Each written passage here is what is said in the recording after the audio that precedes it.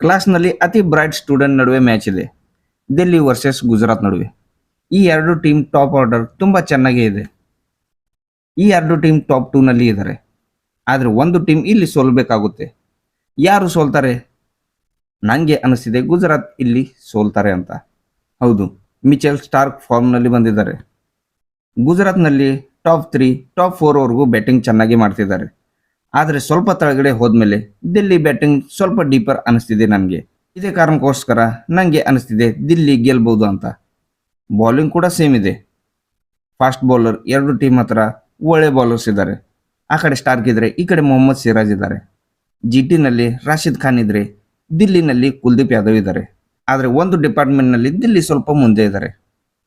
ಅದು ಅಂದರೆ middle order ಮತ್ತು ಲೋವರ್ ಮಿಡಲ್ ಆರ್ಡರ್. ಮುಂದೆ ವಿಡಿಯೋದಲ್ಲಿ ಹೋಗೋಕ್ಕಿಂತ ಮುಂಚೆ ನಾನು ದಿಲ್ಲಿ ಗೆಲ್ಲುತ್ತೆ ಅಂತ ಹೇಳಿದ್ದೀನಿ. ನಿಮಗೆ ಯಾವ ಟೀಮ್ ಗೆಲ್ಲುತ್ತೆ ಅಂತ ಕಾಮೆಂಟ್ ಮಾಡಿ.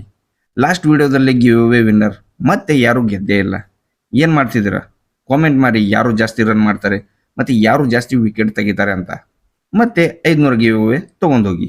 ವಿನ್ನರ್ ನಾನು ಟೆಲಿಗ್ರಾಮ್ನಲ್ಲಿ ಅನೌನ್ಸ್ ಮಾಡ್ತಾ ಇರ್ತೀನಿ. ಅದಕ್ಕೆ ಟೆಲಿಗ್ರಾಮ್ ಈಗಲೇ ಜಾಯ್ನ್ ಆಗಿ. ಪಿನ್ ಕಾಮೆಂಟ್ನಲ್ಲಿ ಟೆಲಿಗ್ರಾಮ್ ಚಾನಲ್ ಲಿಂಕ್ ಇದೆ, ಹೋಗಿ ಬೇಗ ಬೇಗ ಜಾಯ್ನ್ ಆಗಿ. ಬನ್ನಿ ನೋಡೋಣ match number 35, Gujarat Titans versus Delhi Capitals. Narendra Modi ಸ್ಟೇಡಿಯಂನಲ್ಲಿ ಮ್ಯಾಚ್ ಇದೆ, ಅಹಮದಾಬಾದ್ನಲ್ಲಿ. ಅದಕ್ಕೆ ಅದೇ ಪ್ರಕಾರ ನಮಗೆ ಒಂದು ಫ್ಯಾಂಟಸಿ ಟೀಮ್ ಮಾಡಬೇಕಾಗುತ್ತೆ.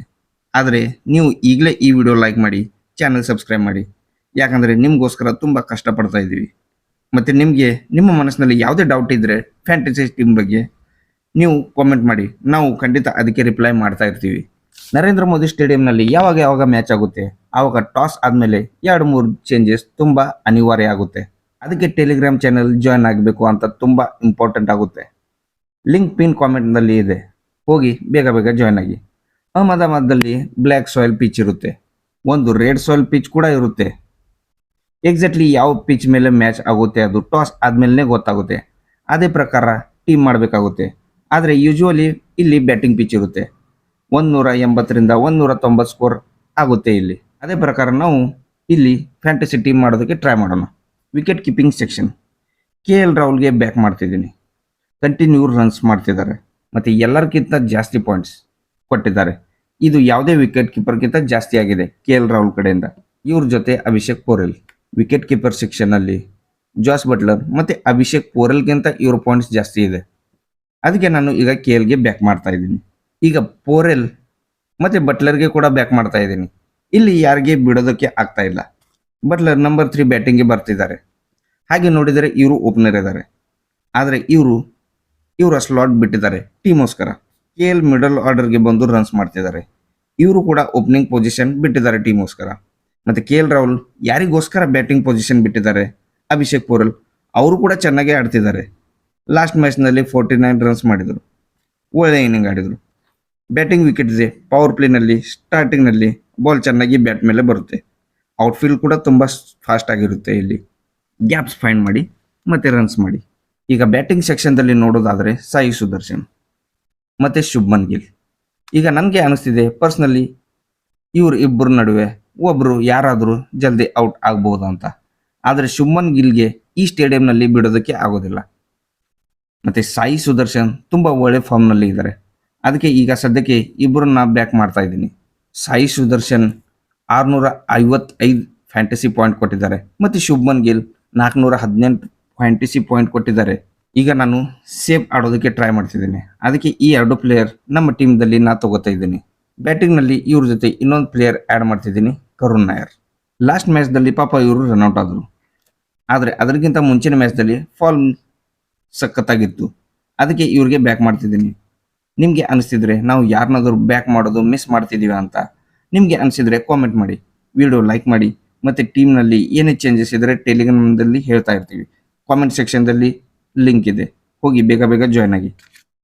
ಸೊ ಪ್ಲೇಯಿಂಗ್ 11ನಲ್ಲಿ ಇನ್ನೊಂದು ಚೇಂಜಸ್ ಆಗ್ಬೋದು ಅಂದರೆ ಜೇಸನ್ ಫ್ರೇಜರ್ ಮ್ಯಾಗರ್ ಔಟ್ ಆಗಿ ಫ್ಯಾಬ್ ಡು ಪ್ಲೇಸಿಸ್ ಇನ್ ಆಗ್ಬೋದು. ಈಗ ಫ್ಯಾಬ್ ಡು ಪ್ಲೇಸಿಸ್ ತುಂಬ ವೇಟ್ ಮಾಡಿಸ್ತಿದ್ದಾರೆ. ಇವರು ಕಂಪ್ಲೀಟ್ ಫಿಟ್ ಇದ್ದರೆ ಫಸ್ಟ್ ಪ್ರಯಾರಿಟಿ ಇವ್ರಿಗೆ ಇರುತ್ತೆ. ಫಿಟ್ ಇದ್ದರೆ ಇವರು 100% ಆಡ್ತಾರೆ, ನೋ ಡೌಟ್. ಆದರೆ ಈಗ ನಾ ಸದ್ಯಕ್ಕೆ ಫ್ಯಾಬ್ ಆಡ್ತಾ ಇಲ್ಲ ಅಂತಲೇ ಈಗ ಈ ಟೀಮ್ ಮಾಡ್ತಾ ಇದ್ದೀನಿ. ಮತ್ತಿನ್ನು ಫ್ರೀಜರ್ ಮ್ಯಾಗರ್ಗೆ ಕೂಡ ನಾನು ಬ್ಯಾಕ್ ಮಾಡ್ತಿಲ್ಲ. ನಾನು ನನ್ನ ಟೀಮ್ದಲ್ಲಿ ಇವ್ರಿಗೆ ತಗೋತಾ ಇಲ್ಲ. ಇವ್ರಿಗೆ ತುಂಬ ಚಾನ್ಸ್ ಸಿಕ್ಕಿದೆ. ಆಲ್ರೌಂಡರ್ ಸೆಕ್ಷನ್ದಲ್ಲಿ ಅಕ್ಷರ್ ಪಟೇಲ್. ಯಾಕಂದ್ರೆ ದಿಲ್ಲಿ ಮಿಡಲ್ ಓವರ್ಸ್ನಲ್ಲಿ ಸ್ವಲ್ಪ ಸ್ಟ್ರಗಲ್ ಮಾಡ್ತಾ ಇದ್ರು. ಇವರ ಸಿಲೆಕ್ಷನ್ ಪರ್ಸೆಂಟ್ ಕೂಡ ಕಡಿಮೆ ಆಗಿರುತ್ತೆ. ಎಲ್ಲಿ ಔಟ್ಫೀಲ್ಡ್ ಫಾಸ್ಟ್ ಇರುತ್ತೆ ಅಲ್ಲಿ ಇವರು ಇಂಪಾರ್ಟೆಂಟ್ ಪ್ಲೇಯರ್ ಆಗ್ತಾರೆ. ಯಾಕಂದರೆ ಇವರು ಟೈಮಿಂಗ್ ಪ್ಲೇಯರ್ ಇದ್ದಾರೆ ಸ್ವಲ್ಪ. ಮತ್ತು ಅಹಮದಾಬಾದ್ ಲೋಕಲ್ ಬಾಯ್ ಕೂಡ ಇದ್ದಾರೆ. ಅದಕ್ಕೆ ನಾನು ಬಾಪುಗೆ ಈಗ ಬ್ಯಾಕ್ ಮಾಡ್ತಿದ್ದೀನಿ. ಮತ್ತು ವಾಶಿ ಪ್ಲೇಯಿಂಗ್ 11ನಲ್ಲಿ ಇದ್ದರೆ ನಾನು ಅವರಿಗೆ ಖಂಡಿತ ಬ್ಯಾಕ್ ಮಾಡ್ತೀನಿ. ಫಸ್ಟ್ ಮ್ಯಾಚ್ದಲ್ಲಿ ಚಾನ್ಸ್ ಸಿಕ್ಕಿತ್ತು, 49 ರನ್ಸ್ ಮಾಡಿದರು. ಮತ್ತು ನೆಕ್ಸ್ಟ್ ಮ್ಯಾಚ್ದಲ್ಲಿ ಡ್ರಾಪ್, ಮತ್ತು ನೆಕ್ಸ್ಟ್ ಮ್ಯಾಚ್ದಲ್ಲಿ ಪ್ಲೇಯಿಂಗ್ 11ನಲ್ಲಿ ಇದ್ದರು. ಅದಕ್ಕೆ ಇವ್ರದ್ದು ಅಷ್ಟು ಕನ್ಫರ್ಮ್ ಇರೋದಿಲ್ಲ. ಅಂದರೆ ನಾವು ಅಂದ್ಕೊಂಡಿದ್ದೀವಿ ಸದ್ಯಕ್ಕೆ ವಾಶಿ ಆಡ್ತಾರೆ ಅಂತ. ಅದಕ್ಕೆ ನಾವು ಇವ್ರಿಗೆ ಬ್ಯಾಕ್ ಮಾಡಿ ನಡಿತೀನಿ. ಸ್ವಲ್ಪ ಏನಾದರೂ ಅರ್ಲಿ ವಿಕೆಟ್ಸ್ ಬಿದ್ದರೆ ಬ್ಯಾಟಿಂಗ್ನಲ್ಲಿ ಇವ್ರಿಗೆ ಮೇಲೆ ಕೂಡ ಕಳಿಸ್ತಾರೆ. ಅದಕ್ಕೆ ಇವ್ರಿಗೆ ಬ್ಯಾಕ್ ಮಾಡಿದ್ದೀನಿ. ಆದರೆ ಇಲ್ಲಿ ಒಂದು ರಿಸ್ಕಿ ಪ್ಲೇಯರ್ ಹೇಳಬೇಕು ಅಂದರೆ ಶಾರುಖ್ ಖಾನ್.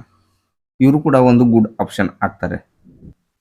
ಈಗ ಬೌಲಿಂಗ್ ಸೆಕ್ಷನ್ದಲ್ಲಿ ನೋಡಬೇಕಾದ್ರೆ ಮಿಚೆಲ್ ಸ್ಟಾರ್ಕ್. ಇವ್ರಿಗೆ ನಾ ಬಿಡೋ ರಿಸ್ಕ್ ಅಂತೂ ಯಾವತ್ತೂ ತಗೊಳ್ಳೋದೇ ಇಲ್ಲ. ಇವರು ಔಟ್ಸ್ಟ್ಯಾಂಡಿಂಗ್ ಇದ್ದಾರೆ. ಪ್ರೆಷರ್ ಸಿಚುವೇಷನಲ್ಲಿ ಇವರು ನರ್ವ್ಸ್ ಕಂಟ್ರೋಲ್ ಮಾಡ್ತಾರೆ. ಮತ್ತು ಡೂ ಆರ್ ಡೈ ಸಿಚುವೇಷನಲ್ಲಿ ಇವರಲ್ಲಿ ಇರುವ ವಾಸಿ ಹೊರಗೆ ಬಂದುಬಿಡುತ್ತೆ. Left arm fast bowler. ಇವರು ಒಂದು ಆ್ಯಂಗಲ್ ಕ್ರಿಯೇಟ್ ಮಾಡ್ತಾರೆ. ಅದಕ್ಕೆ ಯಾವುದೇ ಪೀಚ್ನಲ್ಲಿ ವಿಕೆಟ್ ತಗೋತಾರೆ. ಇದೇ ಥರದ ಇನ್ನೊಂದು ಪ್ಲೇಯರ್ ಯಾರು ಅಂದರೆ ಕುಲ್ದೀಪ್ ಯಾದವ್. ಲಾಸ್ಟ್ ಮ್ಯಾಚ್ದಲ್ಲಿ ಕೂಡ ಒಂದು ಒಳ್ಳೆ ರಿದಮ್ನಲ್ಲಿ ಇದ್ದರು. ಮತ್ತು ಕ್ವಾಲಿಟಿ ಬೌಲರ್ ಇದ್ದಾರೆ. ವಿಕೆಟ್ಸ್ 2-3 ತೆಗಿತಾರೆ ಯಾವಾಗಲೂ. ಇವ್ರ ಜೊತೆ ನಾ ಪ್ರಸಿದ್ಧ ಕೃಷ್ಣಗೆ ಬ್ಯಾಕ್ ಮಾಡ್ತಿದ್ದೀನಿ. ಪ್ರಸಿದ್ಧ ಕೃಷ್ಣ ಡೆತ್ನಲ್ಲಿ ಬೌಲಿಂಗ್ ಮಾಡ್ತಿದ್ದಾರೆ.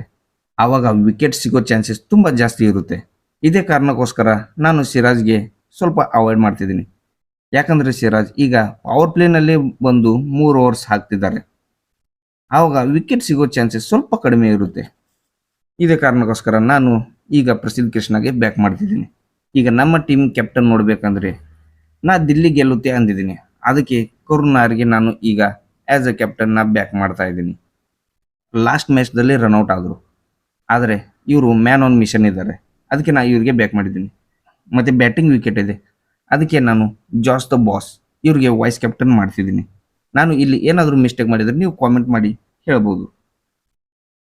ನಾವು ಅದ್ರ ಬಗ್ಗೆ ಸ್ವಲ್ಪ ಗಮನ ಕೊಡ್ತಿರ್ತೀವಿ. ಸೊ ಹೀಗೆ ಇದೆ ನಮ್ಮ ಫ್ಯಾಂಟಸಿ ಟೀಮ್ ಸ್ಟೋರಿ. ಸ್ಕ್ರೀನ್ಶಾಟ್ ತೊಗೋಬೋದು. ಮರಿಬೇಡಿ, ಟಾಸ್ ಆದಮೇಲೆ ಟೆಲಿಗ್ರಾಮ್ಗೆ ಹೋಗಿ ಸ್ವಲ್ಪ ಟೀಮ್ ಚೆಕ್ ಮಾಡಿ. ಸ್ವಲ್ಪ ಚೇಂಜಸ್ ಆಗ್ತಾ ಇರುತ್ತೆ. ಕಾಮೆಂಟ್ನಲ್ಲಿ ಲಿಂಕ್ ಪಿನ್ ಇದೆ, ಹೋಗಿ ಬೇಗ ಜಾಯ್ನ್ ಆಗಿ. ನಿಮಗೆ ಯಾವುದೇ ಡೌಟ್ ಇದ್ದರೆ ಕಾಮೆಂಟ್ನಲ್ಲಿ ನಿಸ್ಸಂಕೋಚವಾಗಿ ಕೇಳಿ, ನಾವು ಅದಕ್ಕೆ ರಿಪ್ಲೈ ಮಾಡ್ತಾ ಇರ್ತೀವಿ. ಮತ್ತು ಗಿವ್ ಅವೇನಲ್ಲಿ ಭಾಗಿಯಾಗಿ ₹500 ಗಿವ್ ಅವೇ ಇದೆ. ವಿಡಿಯೋ ಲೈಕ್ ಮಾಡಿ, ಚಾನಲ್ ಸಬ್ಸ್ಕ್ರೈಬ್ ಮಾಡಿ. ಸಿಗೋಣ ನೆಕ್ಸ್ಟ್ ವಿಡಿಯೋದಲ್ಲಿ. ಅಲ್ಲಿವರೆಗೂ see you and good by.